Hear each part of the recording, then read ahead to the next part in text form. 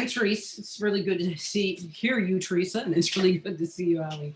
I'm grateful to be here. My name's Cyndi Masters. I'm an alcoholic, and because of the grace of God, some simple actions in this program and both sides of sponsorship, I've been sober every single day in a row since December the 17th, 1985, and that's my miracle. It really is. That's my miracle. Um, I'm not even going to spend any time qualifying because this is really about the 11th step. I'm an alcoholic because when I drink, I can't tell you how much I'm going to drink, where it's going to take me, or what I'm going to do. And at the end of the day, that's it. I have a bazillion more stories, and and I have a lot of suffering that happened in my drinking. And I think it's so easy for us to accept the suffering that happened in our drinking. I was street drunk. I was streets and institutions. And there are a tremendous amount of traumatic things that happen in that lifestyle. And before that, my home had a lot of violence, and there's a lot of suffering that happens when you're a little kid and you don't know what to expect, and there's no stability and no predictability. It took me a long time to find out. I actually was very loved in that home, and the lack of predictability was because of their woundedness, not because of mine. But I had to get whole enough to be able to see that. And so when we get sober, at least for me, when I got sober, and it took me 5 years, by the way, it was a 5-year process. I came here in 1980, and it took 5 years of being mostly in Alcoholics Anonymous to go from saying that I'm powerless and my life's unmanageable to going to a complete concession in my innermost self that no matter how good my life got, no matter what changed in my life, no matter what happened, that drinking was never going to be a success for me. I was going to always get the same result. So when I got here, it was really easy to see how this death of my old life brought this great big new life, right? All of that suffering, it took all of that for me to finally surrender to my innermost self that I was alcoholic. And with that admission and that acceptance of that, my suffering became my gift because I got to get sober. And when, just like it says in the 9-step promises, when I was able to start to use some of my history and past experiences to help others, all of a sudden, my suffering became a gift. And I'm going to read one thing. I've been reading the Ed Dowling, Father Ed and Bill's letters, right? And that's really what motivated his letter of emotional sobriety. And Bill said, was there never to be any satisfaction? And Father Dowling said, never, never any. Bill was to be a person who would keep on reaching. In his reaching, he would find God's goals hidden in his own heart. And I love that. And so I'm somebody that in my sobriety, I've had lots of things that people would consider suffering. And in each one of those sufferings has come great gifts because I didn't drink. See, no suffering ever became a gift until I was sober, until I reached for God. And when I first got here in that shallow level that I reached for God, because it's all that I could, right? That 3rd step and that utterance of those words to the best of my ability to a God I couldn't define and I couldn't understand. By the way, I still cannot define God. God is moving target for me. I feel God. I feel God. I don't have an intellectual concept of God. I have all the books. I'm looking over my bookshelves, and I've got the Christian Bible, I've got the I Ching, I've got the Quran, I've got all the books because I'm a seeker. But I didn't have the patience to read those when I was new. I just knew I needed something bigger than me. And as soon as I really meant that in earnest, I didn't have to understand it.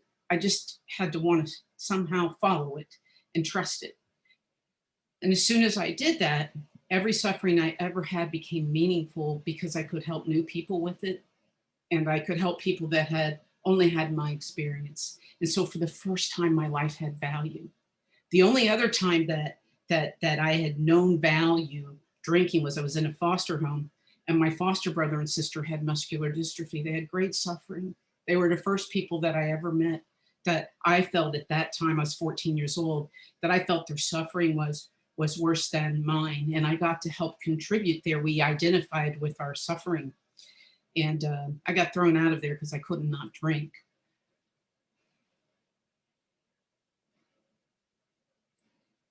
Every time that I think that Alcoholics Anonymous has given me the best it has to give, there's something new. But almost always that something new comes with something that looks not so great. And it's about my being willing to stand still, not drink, and continue to reach for God when life doesn't feel good. When life doesn't feel good. Because see, I'm all about my feelings and how am I going to feel better. And when I'm chasing how I'm going to feel better, I never feel better. I always feel emptier and emptier and emptier. And when I seek and when I try to serve, I always feel better and more complete. So there's this whole thing, and those of you that have heard me know this, so I'm going to go through this really, really fast. You know, I had this thing when my grandmother died, sober, and I was like 11 years sober, and it broke my heart. It broke my heart because she was afraid. And I took my first walk in the dark sober because she was my spiritual example. She was the most consistent person I'd ever known, and she was always loving. And all she ever told me is, Cyndi, God loves you, period. And so she taught me just to God love me. And so when she died, she was terrified, and I got so angry at God. And I yelled at God and I said, how can you take this woman that served you her whole life and let her be afraid to come meet you? And I didn't know what to believe.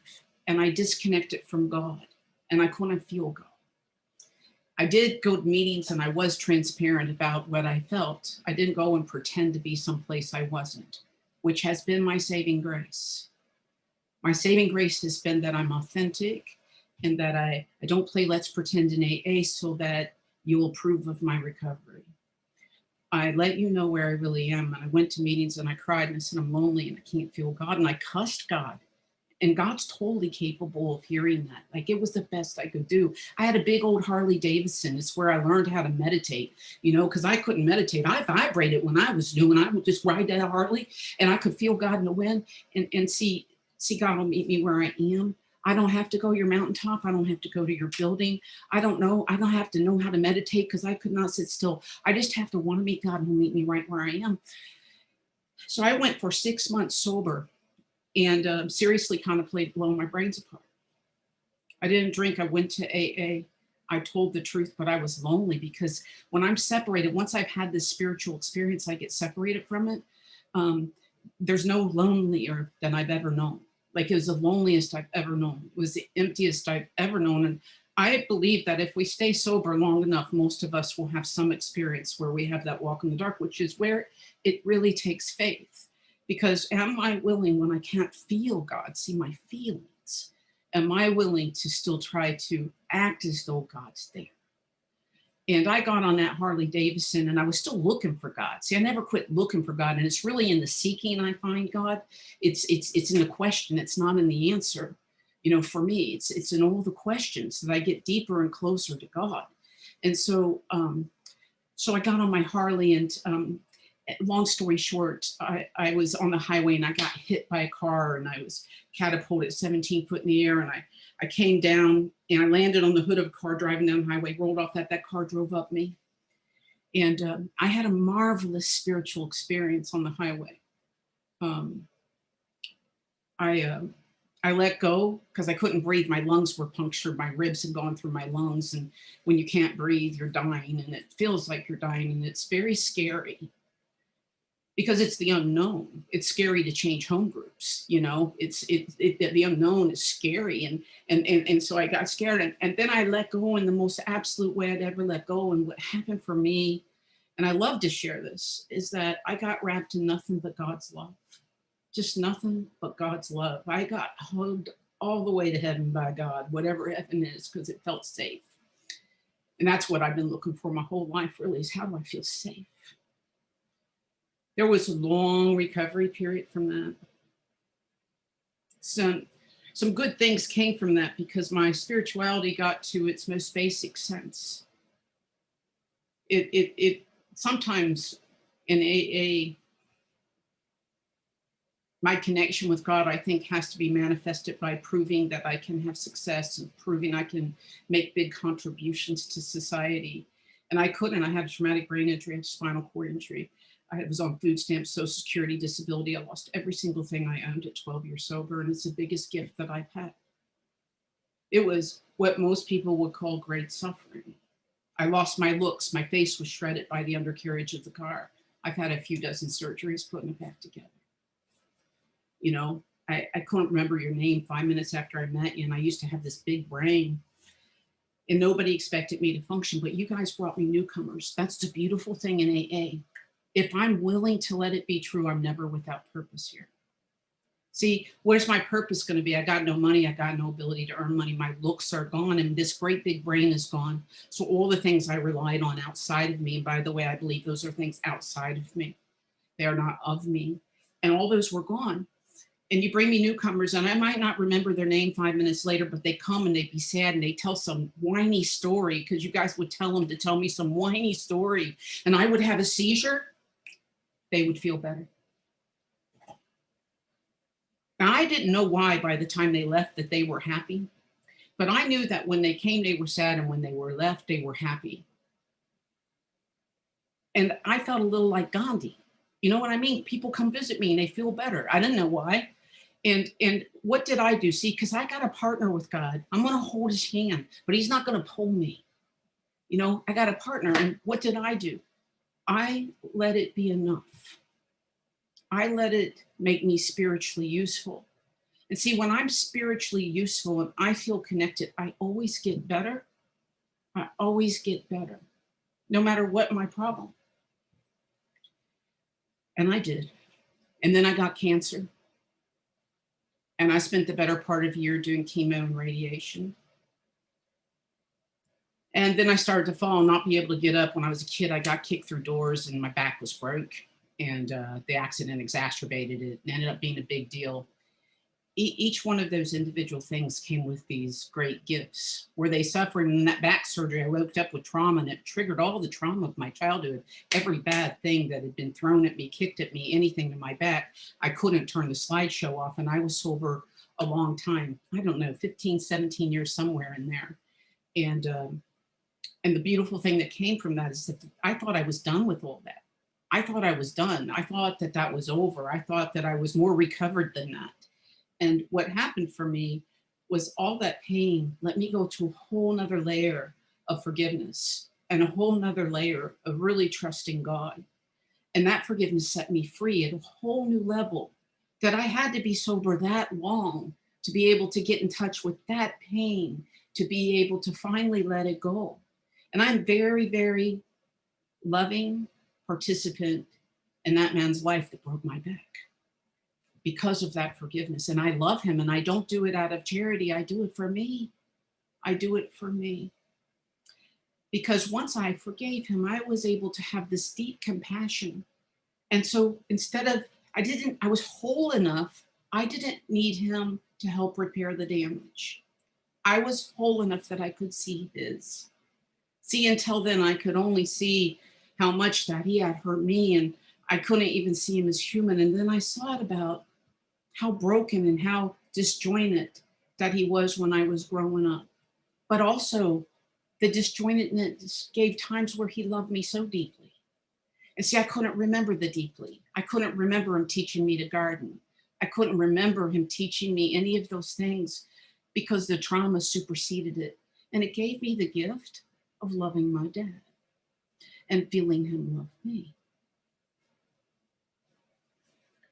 And then for the grand finale, I fell through my attic. I had gotten back in the game a little bit. I started a business between cancer and the lower back thing, and I was in my attic and I fell through the rafters and I landed on my neck. My C5 broke in half, and I was paralyzed from the chest down. And no, it was frightening, and it was a level of surrender that I had never known. And I was scared, and I wasn't sure if I wanted to live. You know, it was like, I was tired. I'd had this all happened in 6 years, all of this. So, from the time I was 12 years sober and until I was like 18 years sober.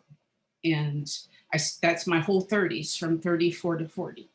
And, but see, you guys were always there. The big gift that came from the wreck, besides the spiritual experience, was I still had an edge from the streets. I still had this residual thing that all my prayer and all my work and all my efforts could not let go. And I don't think I reached the real true capacity for love until I had the wreck.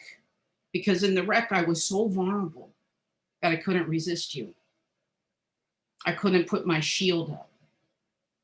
And you loved me and you kept coming and you loved me and you fed me and you cared for me. And I felt it because I couldn't resist it.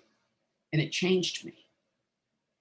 And I can't describe what that did to me, but I can tell you that your love at that point was the reflection of the deepest love of God. And it was another level of getting more whole. I don't know if I'm making a lick of sense tonight. I've been going 100 miles an hour, but I'm grateful for that 6 years. I'm so grateful for that. Now, I live in chronic, debilitating pain. I need another neck surgery right now. It's very challenging for me to hold my head up all day. And I don't know what that's going to be like. And nobody does. My neurosurgeon does, and it's the day that we never wanted to see come. And I hope I come out walking. But if I don't, it will be okay. It will be okay. And that is like the kind of peace that I have. And when I feel bad physically, which is frequently, you know what I do? I try to help one of you. And guess what happens? I feel better because I'm not thinking about me. I have all these experiences that help me be useful. I'm more useful because of all of that. How lucky am I? None of that, all that stuff, that's not an unlucky thing. It's all a blessing because I was close to you and I was close to God. I got to benefit from my suffering. I think part of my purpose is to help people not be afraid of suffering. See, when I drank to avoid suffering. I didn't want to suffer. I felt that that's all my being was, and I wanted to not hurt. And in sobriety, I have learned to embrace the hurt because I know with it comes lots of other things. And if I'll sit still and I'll just let myself experience it, whether it's emotional or physical or anything else, loss, grief, if I'll just sit with it. Because even death, like we're all heading for the cliff, guys. Every one of us is heading for the cliff. That's not a terrible thing for me anymore. That whole promise of not being afraid of the year after, I am simply not. And I don't see any of our deaths as this terrible thing. I have a friend that's dying right now. He's had cancer for some time, and boy, has he had a bonus round. And I pray for peace while it happens for him, not for it not to happen. My brother was murdered about 10 years ago. And it hurt me in a way I've never been hurt in my life. And the reason it hurt me in a way that I'd never been hurt in my life is because I had my whole library of feelings. See, I never had my whole library of feelings because I was so guarded and so protected that I didn't feel things. When I first got sober, my favorite cousin died, and her husband grabbed me because he knew how close we were. He knew that I was gonna feel the way he felt, and I felt nothing. See, I lost my ability to love and to feel love. When my brother was murdered, I hurt so good is the only way I can say it. We spent a whole week together in our 40s. Who does that with their sibling in their 40s, just one-on-one? This is grace for me. And I feel connected to him. I don't feel apart from him. It took time because it happened to happen in a different way than what I know. And And I never wanted revenge against the man that shot him to death. I really didn't. You know, I prayed that the brokenness that created that went away. I prayed that that got healed, not that he got hurt, you know, because what good does that do? And so you think, well, what good could possibly come from your brother being murdered? I don't know. I think we're still connected. And the good that came from it, I've hated my mother my entire life because she didn't stand up for me. I blamed her more than my dad because, see, my dad was sick and I could see why he did the things he did, but I couldn't see why she lied when children's services came in. I couldn't see why she lied and let my truth not be true. And I didn't understand. And when my brother died, my mother had so much pain and grief and remorse in her face. I saw her as a human being, and I hated how much that she hurt. And all I wanted was for her to feel better. And my compassion for her was huge. Now I've been out of the hospital for 3 years, as longest I've ever not had some big hospitalization since 1998. But this was 10 years ago when I had a colon surgery and I got septic and I almost died. This was 3 months after my brother was murdered. My mother, she comes and she's sitting by my bed and she says, please don't die. I can't handle it. And maybe that's why I lived. She turned 70 while I was in the hospital. I made a commitment to myself that I was going to make the rest of her days as happy as I could. That I wanted her to not hurt. And I was able to see her as human. I was able to have that compassion. See, again, I was whole. I didn't need her to help repair that little girl in me or any other part of me because I had become whole. And so my job wasn't to look for what I could get from her, but now even to my mother, I could apply these principles and I could look for what I could give to her and how could I love her? And I've spent the last 10 years doing that. The next year I took her to Africa for her dream trip. And me and my sister took her and my aunt and I watched her smile again. And here's the thing, I love her. I didn't know it. I didn't know she loved me because the brokenness of the family, it didn't look like what you think love would look like. But my mom really does love me. And there were lots of things she gave me that I could never see. See, she taught me about nature and she took us to the art museum because we couldn't afford to travel. She joined the International Visitor Center because she wanted us to be cultured and she wanted us to experience other cultures even though she couldn't afford to take us to them. How special is that? I couldn't see any of that because my pain and my hurt and my self-centeredness needed her to fix me. So see, every time I sit still long enough, God brings me something. And if my brother hadn't been murdered, I don't know if my mother and I would have connected.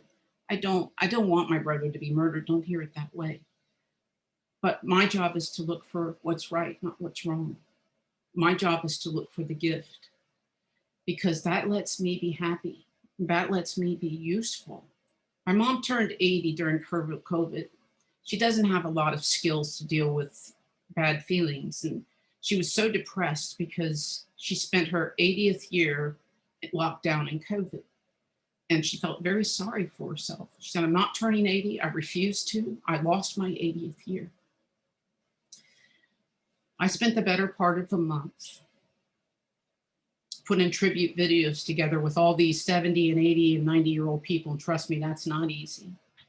And I had an hour's worth of videos from people all over the world telling my mom how they had touched her. And I took it up to her on her birthday, which is 4 days after Christmas. And I never seen my mom cry with joy ever in my life. And she cried. And she said she was so happy to be 80. And it was her best birthday in her whole life. You gave me the ability to do that. See, because I'm more connected with God than my pain. And the only thing that thing, you know, that thing that makes me cater to my pain, and I used to cater to it and massage it and grow it. because I didn't have God's hand to heal it. And so for me, I'm 35 years old. I'm more connected with God today than I was last year. During this COVID, I play flute. I played guitar, but I took up Native American flute because it's about breath and breathing God in and letting God out and flow out of me in a good way, not letting him out, but breathing him in and then sharing it with you. I if I have anything to share, it's like Bill Wilson, when he went through that Great Depression, and at the end of it, it was the Father Ed Dowling and that relationship that really elevated him out of it because it was about reaching for God. And it was about, he said that he had stopped really enlarging his spiritual life, and his depression became greater because he focused on that. And I'm sure he was very lonely. He was the founder. It's very lonely sometimes being a speaker all the time, when because you miss the day-to-day relationships. I can't imagine what it would be like being Bill Wilson, right? And I'm not lonely, don't get me wrong, but there are times where it's like, if people elevate you to a place that's not realistic or reasonable or right, because we're all just the same, that gets lonely. Because then we don't get to be shoulder to shoulder and just exchange. And that's what this is. This is that if you're 3 months sober, you have things to give me. And if I have anything to give you, I will receive by doing that. So there's no giving without getting. It doesn't work that way. And there's no hierarchy in Alcoholics Anonymous. But I think Bill Wilson got trapped by his own hierarchy. And so Father Ed Dowling, not an alcoholic, but passionate about Alcoholics Anonymous, became his spiritual mentor and taught him to continue to seek and enlarge his spiritual life. And Bill got better. And Bill got happy. And so that's what I want to do. I want to be reaching. And I want to reach no matter what's going on. Now, I will tell you, sometimes like I have stuff again. I have businesses and I'm successful and blah. And sometimes that trapping is more of a suffering than the suffering, because in the suffering, it's all so simple. It's just me and God. It's all there is. There's nothing else. Nothing else matters. And then when life starts getting busy, I have to work very hard to keep this discipline with the 11th step. I have to work very hard to keep my focus and my discipline with you and God, because you and God really are all that there is. All the rest is not, for me, is not real, but I get tricked by it. And so I have to stay close to God so I remember what the real deal is. I think my time is up. Is my time up, Ali? I'm going to let my time be up. And I'm going to tell you all that I very much appreciate you having me tonight. I hope I made a lick of sense. I'm grateful to share with you that that if we will embrace whatever it is, the good, the bad, the indifferent, that all of it can enrich us if we reach for God in it. And I do have to reach just as hard for God when things seem overwhelmingly positive, because I don't know what to do with that either. But that's all. Thank you. Beautiful.